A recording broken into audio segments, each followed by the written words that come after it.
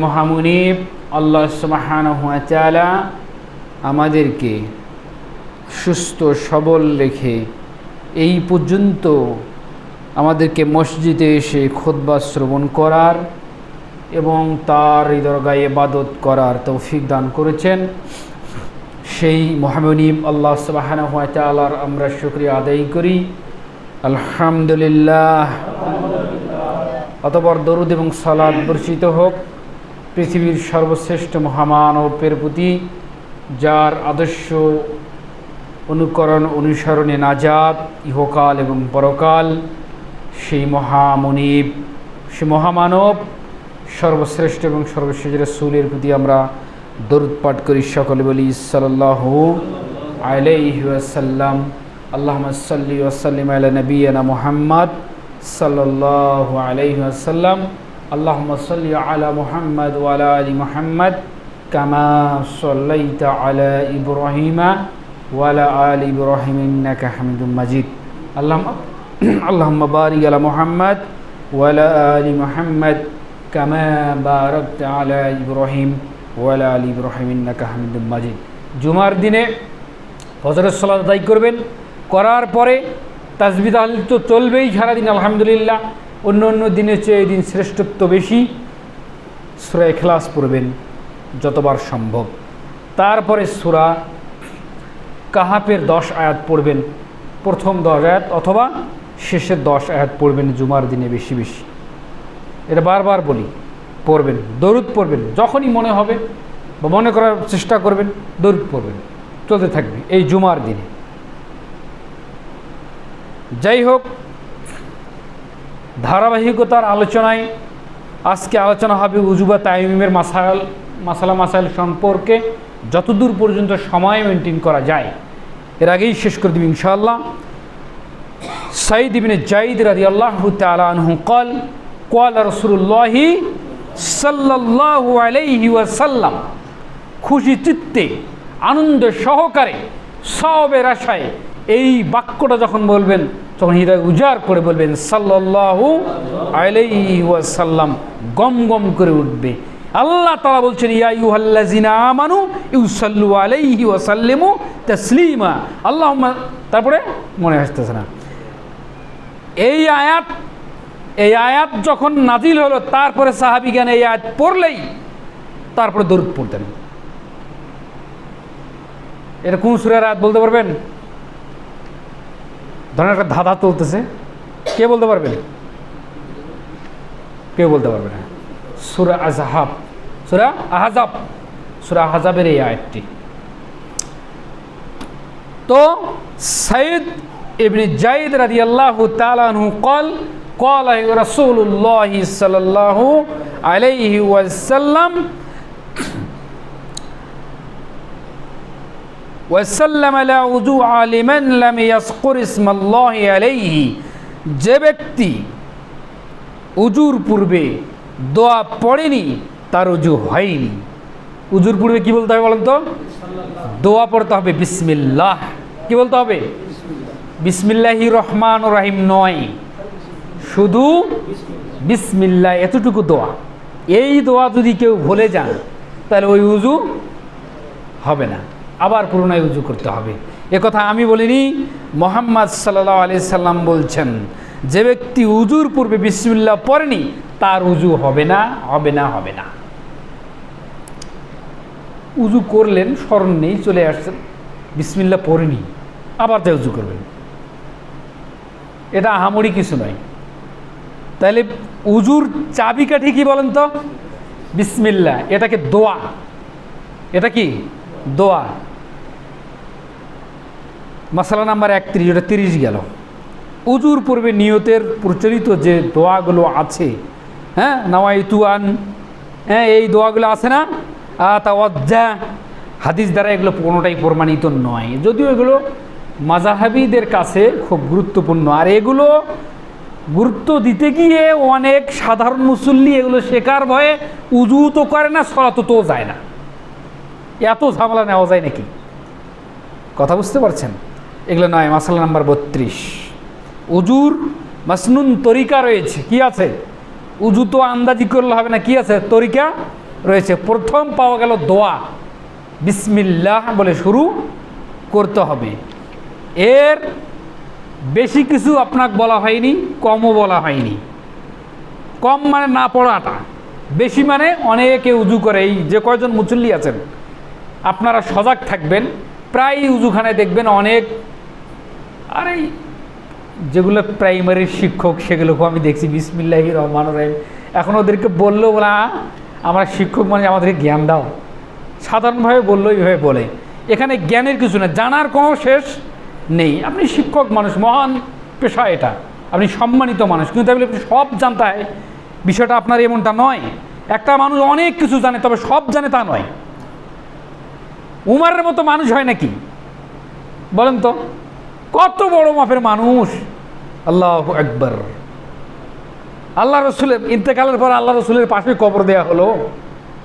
জীবিত থাকতে শয়তান ভয় পায়, সেই মানুষ জানে না বাড়িতে গেলে সালাম 3 বার দিয়ে দিতে হয়। আর এখনকার লোকজন বা বড় বড় আলেম ওলামা, মানে ওকে যদি কিছু বলা হয় তা মানে হ্যাঁ আমাকে জ্ঞান দাও, আপনি তুমি জ্ঞান দাও, আমাকে জ্ঞান দাও, এই কথা বলে অনেকে সমাজে, এগুলো চলে। আপনি যে সব জানেন বিষয়টা তা নয়, আপনি জ্ঞানী, অনেক জ্ঞানী, আলহামদুলিল্লাহ আমরা স্বীকার করি। এই যে উজুর পূর্বে যে বিসমিল্লাহ, এই বিসমিল্লাহ নিয়ে অনেক জায়গায় আমি দেখছি অনেক ভালো ভালো আলেম ওলামা সহ এই ধরনের কর্মকাণ্ড করে, পাশে বসে উজুগত গল্প করতে বিসমিল্লাহির রহমানির রহিম। কেন এটা বললেন? পুরোটা বললে সব বেশি, তা পুরোটা সব বেশি মোহাম্মদ সাল্লাল্লাহু আলাইহি ওয়াসাল্লাম বুঝতেন না? তিনি জানতেন না? তিনি শিক্ষা দিচ্ছেন বিসমিল্লাহ বলে উজু শুরু করো, রহমান ও রাহিম এ বাক্য নাই। তা আপনি আমি না গেলাম কেন? বেদাত বুঝতে পারছেন বেদাত কাকে বলা হয়? মানে অতিরিক্ত, অতিরঞ্জিত বাড়াবাড়ি, এটা চলবে না। যা আছে হুবহু ততটুকু, এর নাম ইবাদত, এর নাম অনুসরণ, আনুগত্য, রাস্তা, পথ, এটাই সরল পথ, সিরাতে মুস্তাকিমের পথ। উজুর মাসনুন কিছু তরিকা রয়েছে, এমনিতেই যে উজু করলে হবে, হাত পা ধুলেন আর পরিষ্কার করলেন, একেবারে দামি সাবান দিয়ে, তার নাম উজু নয়। উজু কি? এখন আসি।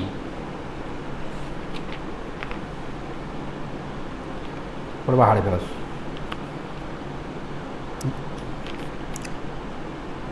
হুমরান বর্ণনা করছেন, ওসমান রাদিয়াল্লাহু তাআলা আনহু উজুর জন্য পানি নিলেন এবং প্রথমে কবজি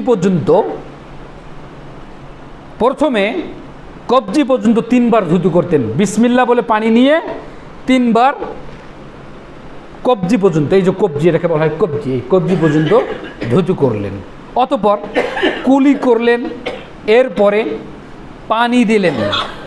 উলি করার সময় একটু শোনেন, অনেকে আগে মুখে দেয় পরে নাকে দেয়। এই অঞ্জলিতে পানি নিয়ে পানি অর্ধেক যাবে মুখে, অর্ধেক যাবে নাকের দিকে, যাওয়ার পরে এই 2 আঙ্গুলি দিয়ে ভিতরের ময়ল পরিষ্কার যথাসম্ভব করতে হবে। কথা বুঝতে পারছেন? ঝাড়া ফুকা যা করবেন, থাকলে করবেন, না করলে নাই, পরিষ্কার করবেন। তারপরে মুখের ভিতরটা সুন্দরভাবে গড়গড়া করবেন, আঙ্গুল দিয়ে মেসোয়াক করবেন। মেসোয়াক তো আগেই করতে হয়, মেসোয়াক মানুষ ভুলেই গিয়েছে, মেসোয়াক আমরা ভুলেই গিয়েছি। সকাল সন্ধ্যা হয়তো 1-2 করি ব্রাশ দিয়ে, কিন্তু এমনিতেই মেসোয়াক করা সব সময়ের জন্য জরুরি। মানুষের মানবিক মুখের একটা গন্ধ থাকে, এটা জানে অন্য কষ্ট না পায় তো না পায়, দুকাদের যে ফেরেশতা রয়েছে সম্মানিত লেখক, এরাও যেন কষ্ট না পায়।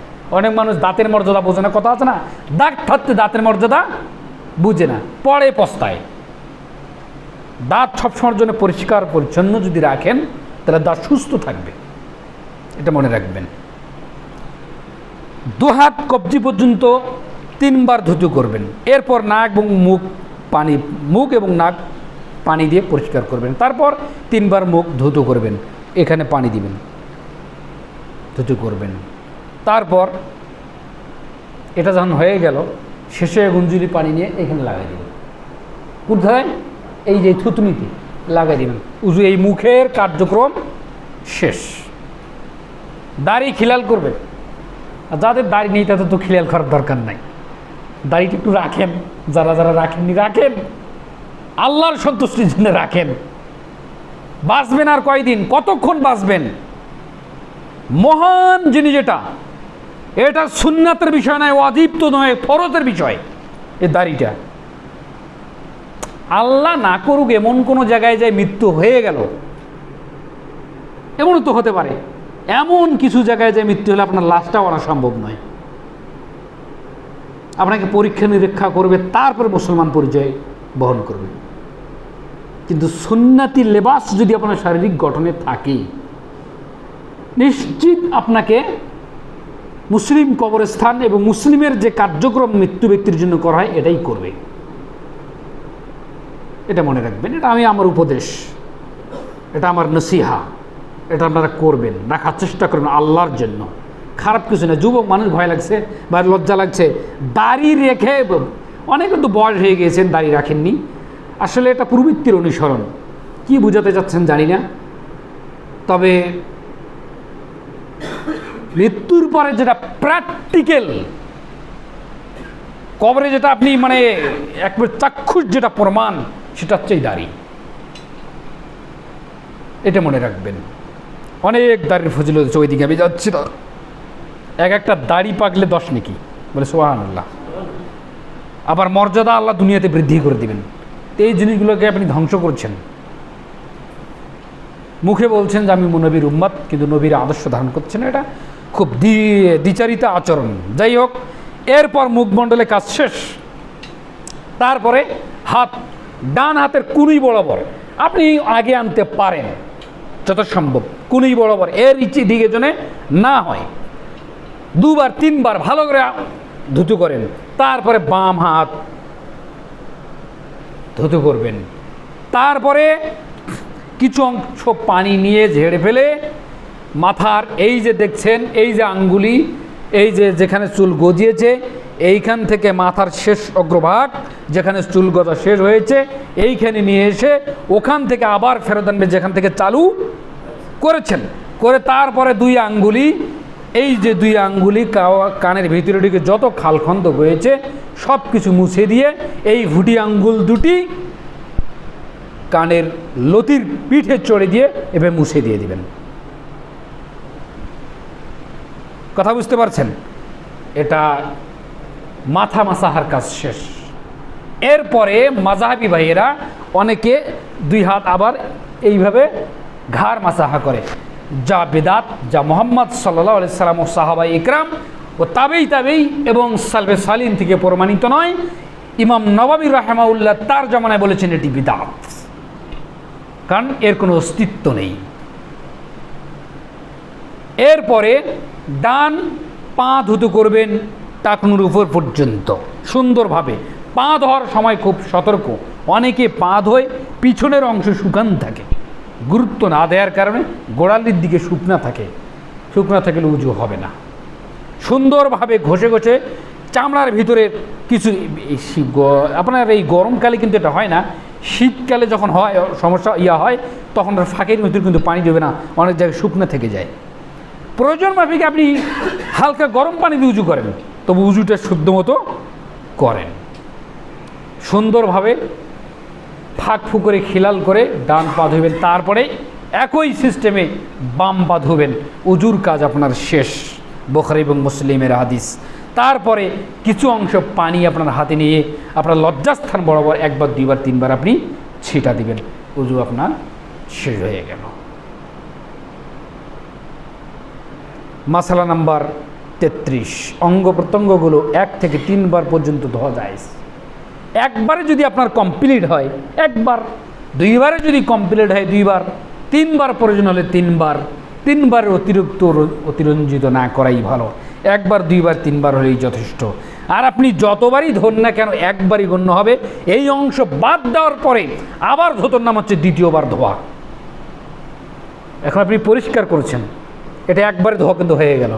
তারপরে বিরতি একটু দেওয়ার পরে আবার ধোয়া চালু করলেন, এটার নাম 2য়বার ধোয়া। ধোয়ার শেষের পরে আবার আপনি চালু করলেন, এটার নাম হচ্ছে 3য়বার ধোয়া। তা আপনি 1 বার 2 বার 3 বার ধোন, কিন্তু ভালোভাবে ধোন। কথা বুঝতে পারছেন? ইবনে আব্বাস রাদিয়াল্লাহু তাআলা আনহু বলেন, রাসূল সাল্লাল্লাহু আলাইহি ওয়াসাল্লাম বলছেন, উজু করার সময় উজুর অঙ্গ প্রত্যঙ্গগুলো 1 বার বা 2 বার 3 বার পর্যন্ত ধুতো করতেন, তিনি করেছিলেন। মুহাম্মদ সাল্লাল্লাহু আলাইহি সাল্লাম। বুখারী এবং মুসলিম, আবু দাউদ, নাসাই, তিরমিজি, ইবনে মাজার হাদিস। আব্দুল্লাহ ইবনে জায়েদ রাদিয়াল্লাহু তাআলা আনহু থেকে বর্ণিত, নবী করিম সাল্লাল্লাহু আলাইহি সাল্লাম উজুর অঙ্গ প্রত্যঙ্গগুলো 2 বার করে ধুতেন। অন্য বর্ণনায় 2 বার, কোনো বর্ণনায় 1 বার, কোনো বর্ণনায় 2 বার, কোনো বর্ণনায় 3 বার, কিন্তু এর উপরে আর নেই। আমর ইবনে শুআইব রাদিয়াল্লাহু তাআলা আনহু থেকে বর্ণিত, তিনি বলেন যে এক বিদুইন রাসূল সাল্লাল্লাহু আলাইহি ওয়াসাল্লামের নিকট আসলো, নিকট উজুর নিয়ম জানতে চাইল। তখন মুহাম্মদ সাল্লাল্লাহু আলাইহি ওয়াসাল্লাম তাকে 3 বার করে সকল অঙ্গ প্রত্যঙ্গ ধুয়ে উজু করে দেখালেন। তারপর বললেন, এই হলো উজু। যে ব্যক্তি এর চেয়ে অতিরিক্ত করবে সে অনিয়ম করলো, সীমালঙ্ঘন করলো, অন্যায় করলো। কথাটা স্বয়ং কে বলছেন বলেন তো? মুহাম্মদ সাল্লাল্লাহু আলাইহি ওয়াসাল্লাম বলছে। এটা একটা বেদাতের দলিল পাওয়া গেল। কিন্তু আর একটা তিনি শিক্ষা দিলেন, দেওয়ার পরে বললেন এর চেয়ে অতিরঞ্জিত যদি কেউ করে তাহলে সে অনিয়ম করলো, সীমা লঙ্ঘন করলো এবং অন্যায় করলো। এ কথা মুহাম্মদ সাল্লাল্লাহু আলাইহি ওয়াসাল্লাম বলেন, কত কঠোর হুঁশিয়ারি দিলেন। তাহলে মুহাম্মদ সাল্লাল্লাহু আলাইহি সাল্লামের আদর্শ বাদ দিয়ে যারা করে তারা কি করে? সীমা লঙ্ঘন করে। কথা বুঝতে পারছেন? নাসাই, ইবনে মাজার হাদিস। রোজা না হলে উজু করার সময় ভালোভাবে নাকে পানি পৌঁছাতে হবে, কিন্তু রোজা অবস্থায় নাকের মধ্যে বেশি টানা হিসেবে করা যাবে না। নাক দিয়ে কিন্তু এক সময় পানি বরম তালুতে চলে যায়। হালকাভাবে দিন মোছাকোছা করবেন। মাসলা নাম্বার 35, উভয় হাত উভয় পায়ের আঙ্গুলসমূহ এবং দাড়িতে খেলাল করা সুন্নত। খেলাল করা সুন্নত মানে বললাম ঘষাঘষি, আগেও যদি বলছি সুন্দরভাবে এগুলা নাকে এগুলো কনের ফাঁক ফুক সুন্দর করে দাড়ি যেগুলো যার ঘন দাড়ি সুন্দরভাবে খেলাল করে নেবেন, চেষ্টা করবেন পানি পৌঁছাতে। কথা বুঝতে পারছেন? এই হচ্ছে আজকের আলোচনা।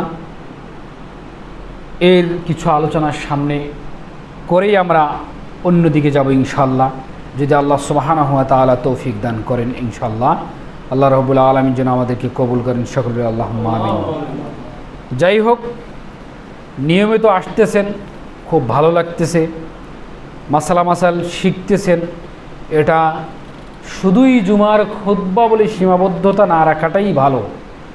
আমরা এই উজুর পর্ব শেষ করার পরে আসবো পোশাকের পর্বতে। কথা বুঝতে পারছেন? এভাবে আমাদের ধারাবাহিকতা। এই সলাতের নিয়মকানুনগুলো প্রতিটা বিষয় আমাদেরকে জানা অতীব জরুরি। ওসমান রাদিয়াল্লাহু থেকে বর্ণিত, রাসূল সাল্লাল্লাহু আলাইহি ওয়াসাল্লাম বলছেন, উজু করার সময় দাড়ি মুবারক খেলাল করতেন। এ কথা বারবার করে আল্লাহ নবী সাল্লাল্লাহু আলাইহি ওয়াসাল্লাম বলছেন, বারবার করে বলছেন। তার মানে সুন্দরভাবে খেলাল না করলে, শুকনা থাকলে উজু হবে না, শুকনা রাখা যাবে না, ভিজাতে হবে।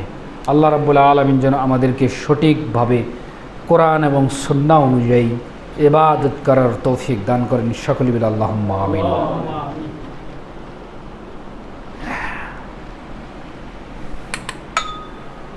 আলহামদুলিল্লাহি ওয়াহদা ওয়াসসালাতু ওয়াসসালামু আলা মান লা নবী বাদা।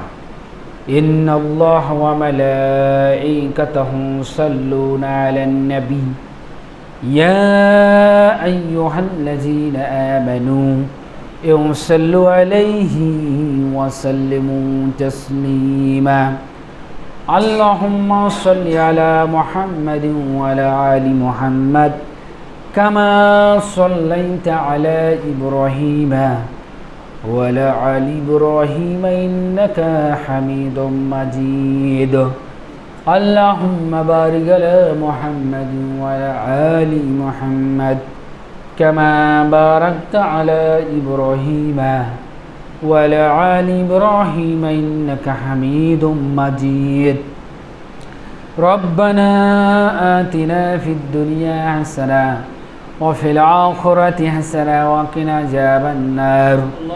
رب اغفر وارحم وأنت خير الراحمين. رب اغفر وارحم وأنت خير الرازقين. ربنا لا تضيع قلوبنا بعد إذ هديتنا وهب لنا من لدنك رحمة إنك أنت الوهاب.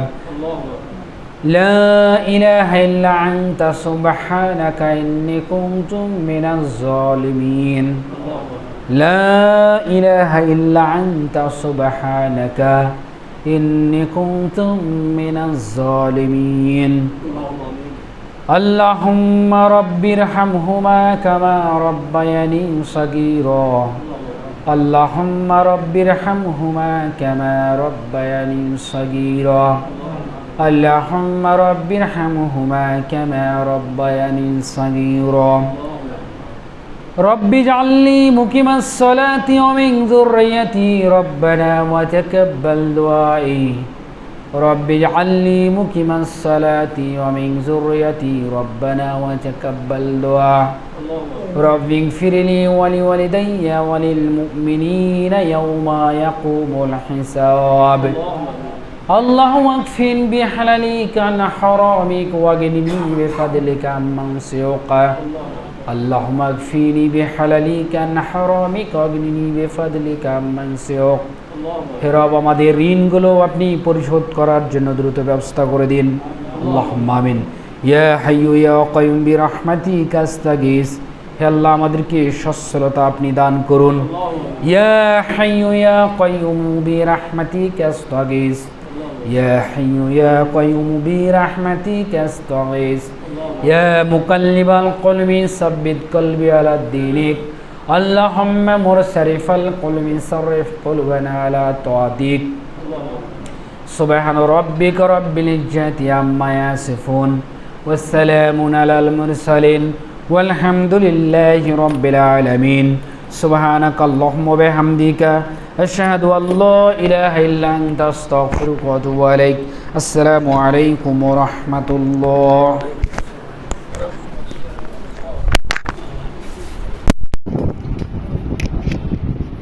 الله أكبر الله أكبر